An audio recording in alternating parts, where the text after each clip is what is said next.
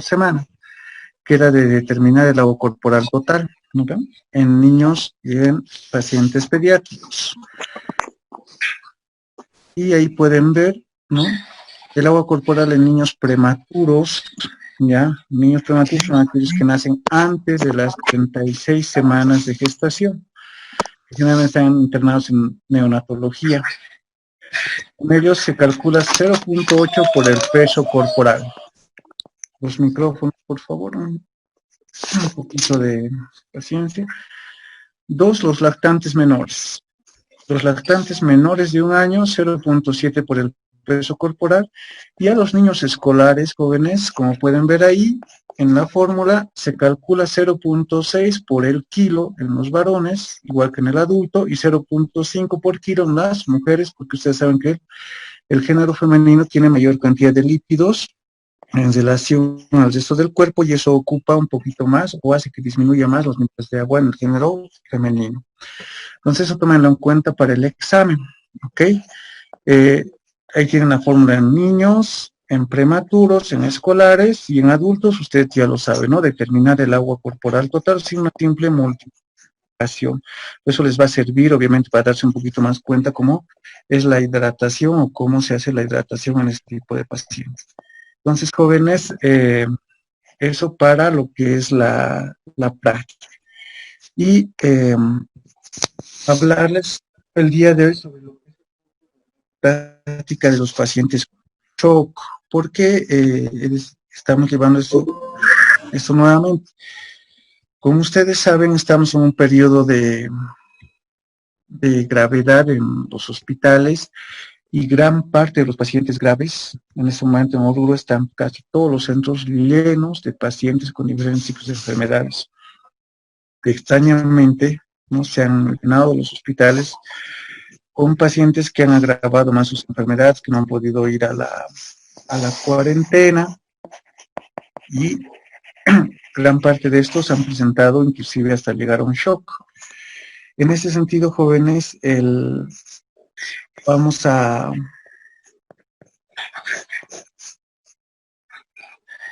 llevar lo que es el paciente con el manejo general del shock, ¿no? Cómo tienen que actuar en un paciente con shock que tiene diversos tipos de complicaciones. Lo primero, jóvenes, es poder diagnosticar un paciente con shock. Y es así que les estaba dando estos tips. Estos pacientes que les voy a dictar a continuación, pacientes que vamos a colocar obviamente en algún parcial, en los cuales ustedes tienen que definirme cuál es su impresión diagnóstica, ¿no? Como una clase tal. Y lo que les había dicho, es un paciente de 74 años, estuporoso, presión arterial de 90-45, frecuencia cardíaca de 135 por minuto, frecuencia respiratoria de 30 por minuto y temperatura de 38.5 grados centígrados. Bien, este paciente, jóvenes, está entrando en un shock. Lo primero que me hace dar cuenta de ello es que el paciente está en estupor. Uno de los primeros síntomas o las primeras sintomatologías que se va a presentar a un paciente con shock es la neurológica. Y la sintomatología neurológica principalmente va a ser en base a la escala de coma de Glasgow. Como ustedes saben, esta escala del 3 al 15, 15 es un paciente despierto consciente y el 3 es un paciente con coma total que no responde ni al dolor, ni al estímulo motor y tampoco al estímulo verbal. Entonces, el paciente estuporoso generalmente es ese paciente que está medio inconsciente, ¿no? Pero sí está abriendo los ojos, ¿no? Sí hay un estímulo al dolor, si le haces un estímulo doloroso el paciente va a gritar, pero le quieres preguntar algo, de dónde eres, cómo te llamas, cuántos años tienes, el paciente no te va a saber responder, ¿no? Está totalmente confundido y probablemente no se va a dar cuenta dónde pierde la noción de lo que es el tiempo y espacio. Entonces, ustedes saben que la conciencia es una conjunción de conocimientos de saber. El medio interno, o sea, quién soy, cómo me llamo, cuántos años tengo, y el medio externo, dónde estoy, qué hora es, dónde vivo, qué hago aquí, ¿no? Cuando yo pierdo esos dos conocimientos, saber quién soy yo, cuántos años tengo, soy varón, soy mujer, etcétera, y perder, ¿no? El conocimiento de dónde estoy, qué estoy haciendo. Entonces estoy perdiendo la conciencia. Eso se llama conciencia.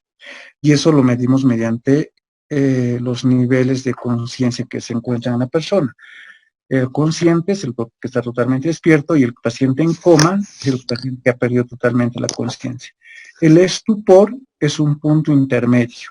Es un coma de Glasgow de más o menos 12, ¿no? Que está entrando en un inicio de la pérdida de la conciencia. La presión arterial 90-45, ¿qué me dicen? ¿Está normal o está hipotenso? ¿Cómo está ese paciente? ¿Alguien que quiera participar? Podemos activar si quieren sus micrófonos, pero lo único que les pido es que los coloquen sus micrófonos sin mucho ruido ambiente. ¿Nadie quiere participar? Está hipotenso, doctor. Ya, la hipotensión generalmente se presenta en la mayoría de los tipos de shock, ¿no? Pero hay algunos tipos de shock, como el shock distributivo, que inicialmente comienza con una hipertensión porque aumenta la frecuencia cardíaca. Ese paciente, por el inicio de la taquicardia, y en este paciente que les estoy diciendo está con una frecuencia cardíaca con 130, esa frecuencia cardíaca taquicardia del paciente va a hacer de que inicialmente la presión arterial suba, pero esa subida de la presión arterial es momentánea, no va a ser una presión arterial permanente, porque la presión arterial posteriormente va a bajar. Entonces, al final, ¿no? Podría decirse, el destino final de todos los pacientes con shock es la hipotensión. Y la frecuencia cardíaca aumentada, la taquicardia, es característica de todos los pacientes con shock, desde el hipovolémico hasta el shock séptico, ¿no? ¿Qué dato tenemos más aquí? Frecuencia respiratoria aumenta de un incremento de la frecuencia respiratoria. Realmente la frecuencia respiratoria está muy ligada al estado de equilibrio ácido-base, ¿ya? Como ustedes saben, el equilibrio ácido-base se da para mantener un pH de 7.35 a 7.45. La mayoría de las complicaciones y los tipos de shock te producen acidosis. ¿Por qué? Porque no hay perfusión. Al haber hipoperfusión, las células cambian su metabolismo de aerobio para anaerobio y comienzan a producir ácido láctico, produciendo un medio de acidosis metabólica. Y el organismo, ¿cómo entonces va a intentar compensar todos esos tipos de shock? Produciendo un incremento de la respiración, compensando con un incremento de la respiración, intentando producir una alcalosis respiratoria. Entonces, todos los pacientes con shock jóvenes van a hacer taquipnea, van a hacer la característica de una respiración de Kussmaul. La próxima clase voy a preparar un video donde van a poder ver un paciente con respiración de Kussmaul, que es una alteración importante de la respiración, ¿no? Pero este tipo de pacientes, lo único que está queriendo conseguir el organismo es un equilibrio de este pH que ya está ácido, ¿no? Hace unas 3 semanas hemos tenido un paciente con una bastante grave y yo he tomado la gasometría, me ha llegado al laboratorio y estaba con 6.57 de pH. He visto esa gasometría, he intentado hacer inmediatamente la reanimación cardíaca, porque yo sabía que ese paciente me iba a hacer reanimación, parada cardíaca inmediatamente. Y como que no pasaron ni 2 minutos, el paciente hizo parada cardíaca y empeoró más su situación, porque imagínense, si ya de por sí un paciente con 7.10 no es compatible con la vida, con 6.57, yo nunca he visto una cirrosis de eso. Pero lamentablemente en nuestros hospitales estos días estamos teniendo pacientes con esos extremos de laboratorio y de complicaciones. Yo no sé si tiene una relación con lo que es la situación de salud que estamos viviendo o simplemente es que casualmente se han presentado ese tipo de complicaciones. Lamentablemente ustedes saben que por la falta de reactivos no podemos hacer exámenes de laboratorio de todos los pacientes que nos complican, ¿no? Pero estamos en pacientes muy, muy graves en los hospitales. El día de hoy nomás hemos tenido unos 2 pacientes bastante graves. Ayer había otros pacientes graves. Yo no sé cuál la causa de que tengo pacientes con complicaciones, ¿no? Pacientes que de una infección se ha hecho una gran complicación, están llegando a terapia intensiva, están choqueados, pacientes que han comenzado con una hemorragia, han comenzado con shock, y les hacemos transfusión. Entonces los pacientes que llegan a terapia intensiva y no podemos revertir. Obviamente son pacientes que tienen otras enfermedades de base, pero están llegando a extremos de la complicación. Y en ese paciente lo último que me va a avisar es la temperatura, 38,5. En el capítulo de fiebre, recuerdan, yo les dije, fiebre es igual a infección hasta que se demuestre lo contrario. Todo paciente que me presenta una alza de la temperatura es porque está cursando algún tipo de infección. Y si ese paciente tiene lo que es la elevación de la temperatura jóvenes, entonces obviamente ese paciente está cursando séptico, porque hay una infección que ha llegado a la sangre y tengo que intentar, ¿no?, regular eso. Ahora, si bien le puedo comenzar a dar, ¿no?, antibióticos, ciprofloxacina, metronidazol, cefotaxima, ¿no?, cefalosporinos de tercera, cuarta generación, y intentar comenzar a combatir esa infección, esa septicemia en la sangre, y el paciente ya está en shock. Pues lo que tengo que hacer es regular esa presión arterial, regular lo que es esa hipotensión. ¿Pero cuál es el problema de la hipotensión? La hipotensión, jóvenes, lo que me va a producir es una disminución de la función renal. Mi paciente va a entrar en insuficiencia renal porque esos glomérulos necesitan de una presión arterial adecuada para poder realizar una buena tasa de filtración glomerular. La tasa de filtración glomerular está entre 105 ml por hora, que es lo ideal. Por debajo de 50 ml por hora y estamos hablando de una insuficiencia renal aguda, ¿no? Y un paciente que ya solamente llega a los 5 ml y es una insuficiencia renal total, ¿no? Un paciente que ya necesita de hemodiálisis y que ya causó un daño probablemente nefrológico irreversible. Entonces eso es algo que tengo que cuidar en estos pacientes. ¿Cómo voy a cuidar? Hacer de que ese riñón funcione. Puede ser inicialmente intentando elevar la presión arterial, ya, mi paciente es hipotenso. 2, dando cargas de volumen de solución fisiológica que pueden intentar reactivar esa diuresis, ¿no? Y este paciente sí o sí tiene que estar con sonda para yo controlar cuánto está orinando y cuánto es su diuresis. Pero aparte de eso, tengo que hacer inmediatamente el examen laboratorial de la funcionalidad renal, que es la creatinina, ¿no? Si mi creatinina está por encima de 1,5 miligramos por decilitro, entonces ya estoy como paciente con insuficiencia renal. Entonces eso ya me denota de que tengo que actuar. Probablemente puedo dar algunos diuréticos, furosemida, ¿no? La furosemida viene de 20 miligramos, ya completar una ampolla si no reacciona, incrementar el volumen, incrementar la presión arterial hasta que ese riñón funcione. No consigo que ese riñón funcione, entonces ya inmediatamente avisar a los servicios de nefrología para intentar con una hemodiálisis. 2, ver lo que es la funcionalidad hepática. La funcionalidad hepática principalmente la vamos a ver por la forma como ese paciente pudiera presentar algún tipo de hemorragia o ver la coagulación. Para eso tengo que pedir lo que es el coagulograma, ¿ya? Cómo está la coagulación del paciente.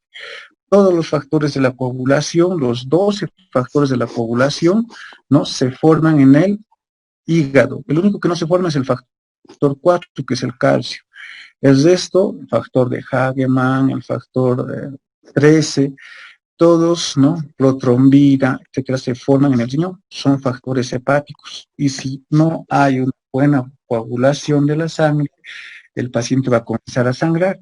Es, por ejemplo, hace un tiempo un paciente hizo un shock severo y el primer dato que me hizo sospechar a mí del shock fue que extrañamente comenzó a presentar una epistaxis, así como si fuera una pila, grande cantidad de sangrado y sangrado arterial, ¿no? Y le hice el tapón, etcétera, como forma de intentar parar ese sangrado y no paraba. Y no había una causa, o sea, el paciente no había recibido ningún traumatismo ni nada para que se produzca esa epistaxis. Y al final el paciente resultó que estaba en un shock séptico e inclusive no llegó a sobrevivir, ¿no? Pero lo primero que me hizo dar cuenta de que ese paciente estaba entrando en un shock por una falla hepática era la epistaxis, ¿no? Y cuando hicimos los laboratorios del paciente, fosfatasa alcalina de 1700, transaminasas elevadas, una complicación bastante severa, ¿no? De un tipo de shock séptico que hizo una complicación fuerte en el paciente. Entonces, ver la funcionalidad hepática es algo fundamental en este tipo de pacientes. ¿Y cómo voy a saber la funcionalidad hepática? Normalmente no pedimos de rutina transaminasas hepáticas, fosfatasa alcalina, etc. Lo que sí vamos a pedir siempre de rutina es el coagulograma. Y dentro del coagulograma, ¿qué es lo que vamos a ver? Lo primero, cuánto está coagulando esa sangre. Y eso se llama actividad en porcentaje. Generalmente una coagulación ideal es del 100%. 100% de lo que es la sangre va a coagular. Pero en un paciente con shock, esta coagulación va a disminuir por la falla hepática. Cuando baja por debajo del 70%, ya estamos hablando de un paciente cuidado, un paciente grave. Lo siguiente es el INR, ¿no? INR proviene de una palabra en inglés que significa índice de relación del índice normatizado, ¿no? INR. Y eso significa cómo está el paciente en relación a un estándar que se tiene una tabla internacional, ¿no? Entonces, lo ideal es estar al mismo nivel de la tabla de normalidad, o sea, 1.0. Cuando tú estás variando en 1.2, 1.3 y hay una disminución de tu coagulación. Hasta 1.5 el INR se acepta. Por encima de 1.5, 1.6, 1.7 es un paciente que te va a hacer hemorragia, ¿no? Un paciente de dosis es un paciente con trastornos de la coagulación grave. Otro aspecto que vamos a ver son las plaquetas. Generalmente en los tipos de shock aparece lo que es la plaquetopenia, ¿no? Por debajo de 150.000 estamos hablando de una plaquetopenia importante y lamentablemente ese paciente va a comenzar a presentar, puede presentar un síndrome de coagulación intravascular diseminada y otro tipo de trastornos, por ejemplo una plaquetopenia. Se está avisando eso. Por otro lado, los leucocitos. Si mi paciente tiene fiebre, lo primero que tengo que buscar y pedir inmediatamente son cuántos están los leucocitos de ese paciente para controlar esa infección. Leucocitosis por encima de 10.000 ya me denota infección. Por encima de 15.000 ya es una infección fuerte, generalmente una infección por peritonitis, ¿no? Por una apendicitis, etcétera, que ya me va a entrar en un shock séptico. Tenemos en mi pacientes con 33.000 de leucocitos jóvenes esos días. Yo nunca había visto este tipo de leucocitosis. Entonces imagínense qué tan alto puede llegar, ¿no? Un paciente complicado. Ese tipo de pacientes, como llegan a ese nivel de leucocitosis, el siguiente paso es que los leucocitos se van a terminar de destruir, la médula ósea no va a tener capacidad de formar más leucocitos y el paciente va a hacer una leucopenia por debajo de 5.000. Un paciente con 2.000, con 3.000 de leucocitos ya me denota de que ese paciente está aún más grave que un paciente con leucocitos. Igual es un caso de shock séptico mucho más grave, una leucopenia.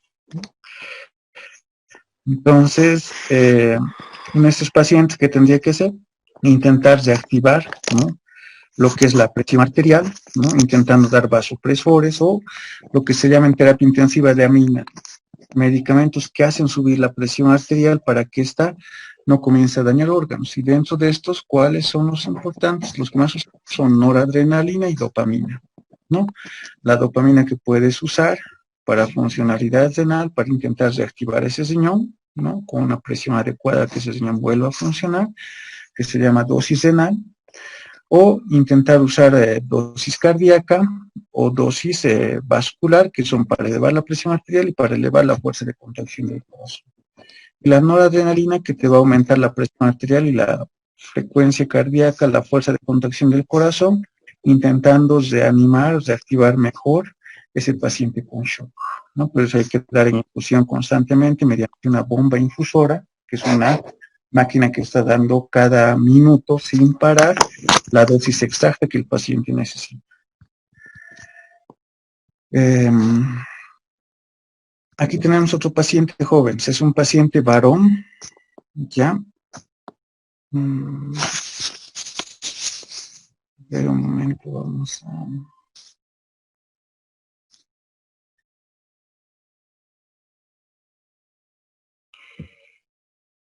Bien, tenemos un paciente varón,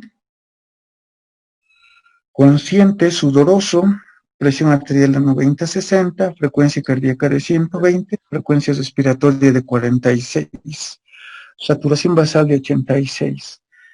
Entonces, este paciente, los pacientes con shock jóvenes comienzan a presentar una sudoración fría por un incremento de, o mejor dicho, una contracción de las glándulas sudoríparas y una eliminación de sudor, pero como ya no hay buena circulación en la parte periférica, en la piel superficial, ¿no? En las capas de la piel superficial, que serían la dermis, la epidermis. Entonces, ¿quién lleva la temperatura? Es la sangre. Si no hay circulación en la sangre, todas estas zonas se vuelven frías. Pero se liberan catecolaminas, producen vasoconstricción de lo que son las glándulas sudoríparas y el paciente comienza a eliminar sudor, pero un sudor frío, ¿no? En cambio, cuando una persona está haciendo ejercicio, una persona está transpirando, sudando, por lo que hay un incremento de exposición al sol, obviamente la sudoración es caliente, ¿no? Una piel caliente. Este paciente tiene 34 años, consciente pero sudoroso, presión arterial de 90-60, o sea, levemente hipotenso, frecuencia cardíaca de 120, y lo que más me llama la atención, frecuencia respiratoria de 46 y saturación de 86%. Este paciente está haciendo un shock, ¿no? Pero aquí hay una alteración respiratoria. Lo que más me llama la atención es que pese a un incremento de la frecuencia respiratoria, este paciente no está saturando adecuadamente. Entonces hay algo en algún componente que está evitando esa saturación, pero que el paciente está incrementando su frecuencia respiratoria, puede ser, qué sé yo, un edema agudo de pulmón, un paciente con insuficiencia cardíaca, un shock cardiogénico o un shock obstructivo, donde el paciente está, por ejemplo, con un coágulo grande en el tórax, producto de un traumatismo, el corazón ya no está pudiendo latir adecuadamente, entonces ya no está llevando suficiente sangre hacia el resto de los capilares, pero el paciente está intentando incrementar más su frecuencia respiratoria porque obviamente está con líquido en los pulmones, está más agitado, etc. Entonces, aquí ya no me está dando el dato de temperatura, entonces debe ser, si es que está normal, descarto probablemente un posible shock séptico, pero sí, entonces me voy a un shock obstructivo o cardiogénico, más probablemente un shock de tipo obstructivo. Por último, tenemos la paciente de 56 años, estuporosa, presión arterial 89-46, frecuencia cardíaca de 140, o sea, hipotenso y taquicárdico. Frecuencia respiratoria 34, taquipneico, pálido y frío, ¿no? Entonces, una paciente que sí ya presenta estupor, alteraciones de la conciencia, por tanto, síntomas neurológicos. Y 2, el paciente presenta una hipotensión, por ende está entrando en shock con la taquicardia más incrementado y la frecuencia respiratoria, que probablemente el paciente está en una acidosis. La acidosis es característica del shock asimétrico. Pálido y frío, o sea, ya hay una alteración de la circulación periférica, una vasoconstricción periférica, producto del shock, porque el organismo intenta mandar sangre solamente al cerebro y al corazón. Entonces, ¿cómo actuar en este tipo de pacientes que presentan ese tipo de síntomas? Primero, como les dije, ¿no? Intentar diagnosticar este tipo de pacientes haciendo lo que es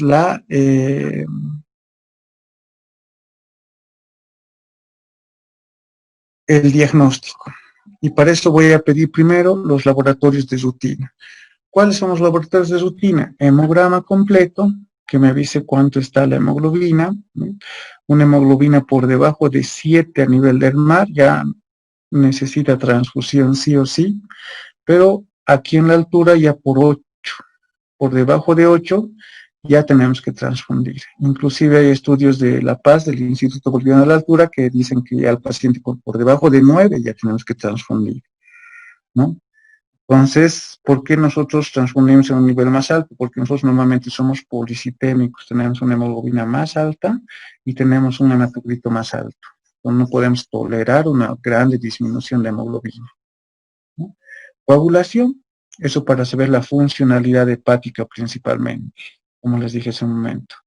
Pedir plaquetas, pedir el INR, pedir la actividad de coagulación y en base a eso pedir el tiempo de coagulación. Normalmente el tiempo ideal de coagulación es 12 segundos y medio. Paciente con 13 ya está con un poco de alteraciones de coagulación, nada importante, pero un paciente con 15, 16, hasta 20 segundos, si estamos hablando de una coagulación, de una disminución de la coagulación bastante incrementada.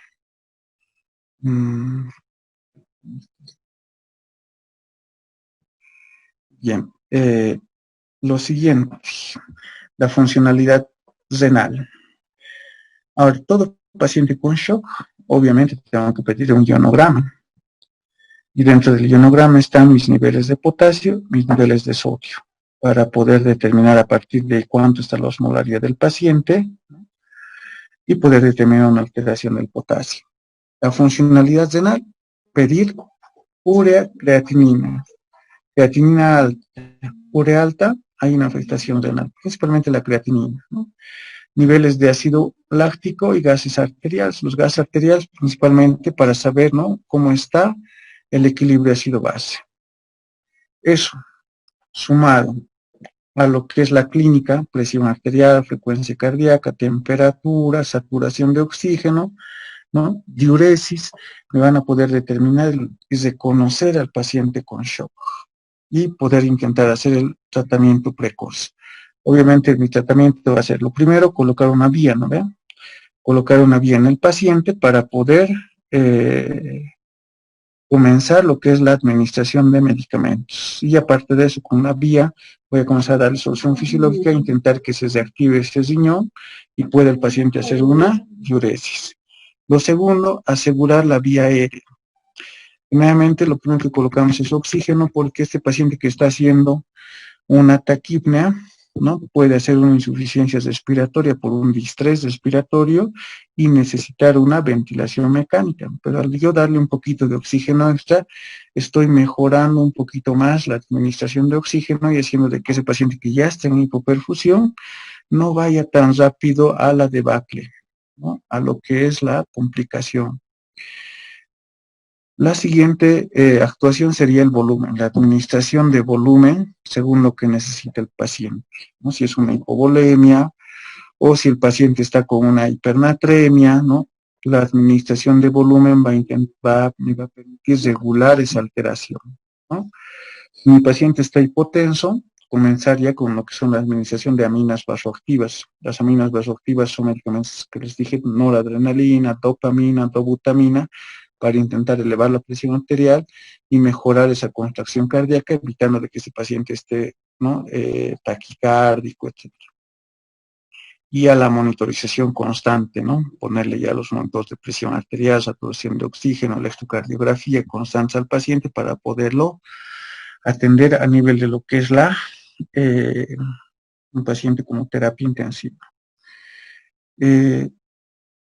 Todo paciente con shock, jóvenes, no tienen que esperar a que el paciente complique, pierda la conciencia, comience a convulsionar y todo eso para actuar. Ustedes ya ven, paciente hipotenso, paciente que está con sudoración fría, está despierto, el paciente les está hablando, pero ya está con su alteración, está con su taquicardia, incremento de frecuencia respiratoria, este paciente va a choquear. Rápidamente tienen que actuar vía oxigenación, derivación a terapia intensiva, pero sacar la muestra para los exámenes de laboratorio urgente y comenzar a actuar en lo que es poner ese riñón, intentar reanimar ese hígado, intentar mejorar esa respiración, dar un poquito de mejor control de lo que es la frecuencia cardíaca, intentar dar más fuerza de contracción al corazón, intentar de que el paciente no llegue al shock que inclusive le haga perder la vida. Entonces, poder actuar es bastante importante en ese tipo de pacientes. No sé si tienen alguna consulta, jóvenes, los que están todavía activos, parece que muchos se han cansado.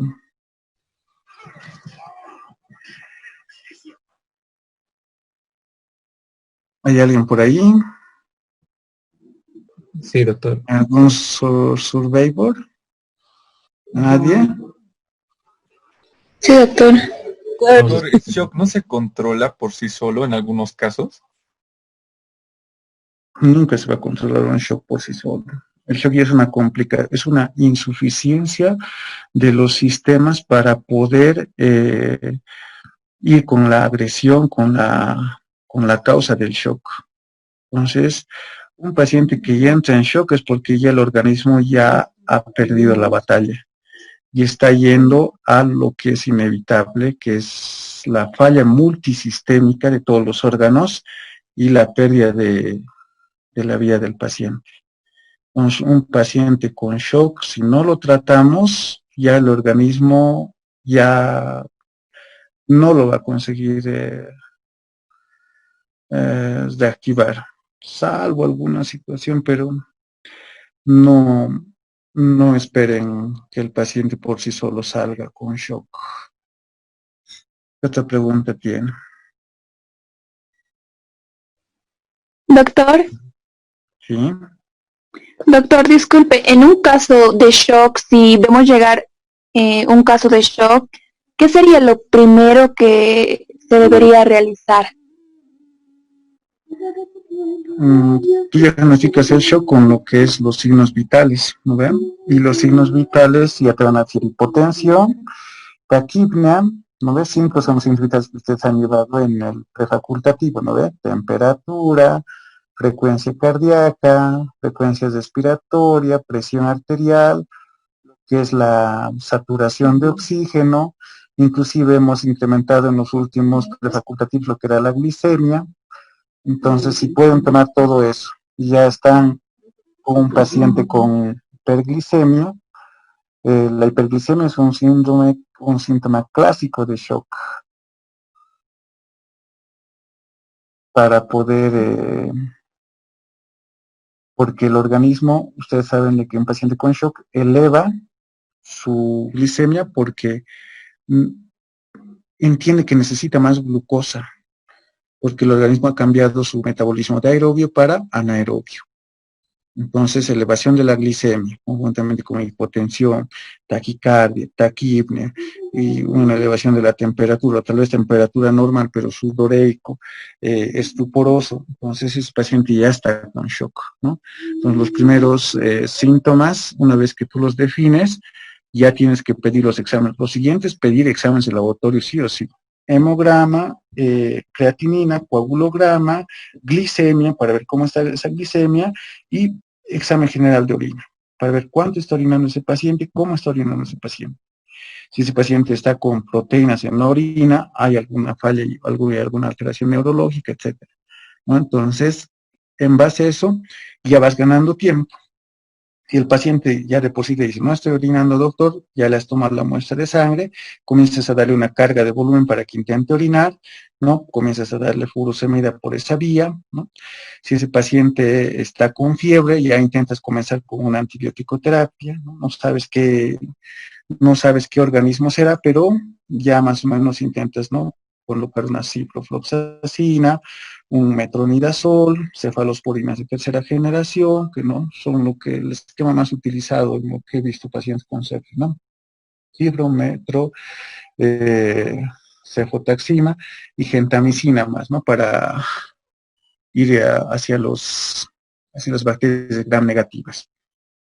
Entonces ya vas intentando, ¿no? Y probablemente ya sacas una muestra, pides un hemocultivo para ver si hay algún tipo de germen en específico.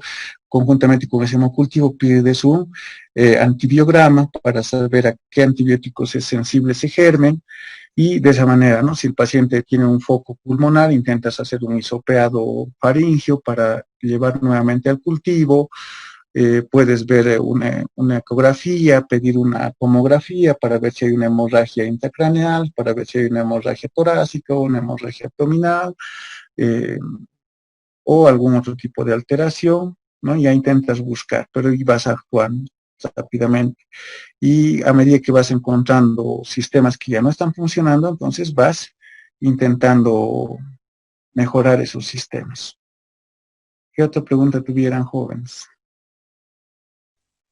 Doctor, una cosa.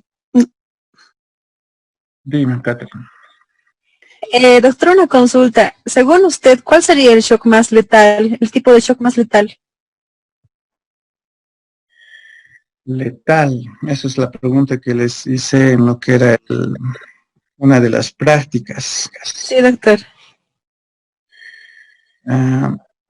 Bueno, en cuanto más que a letalidad, yo me refería al tiempo de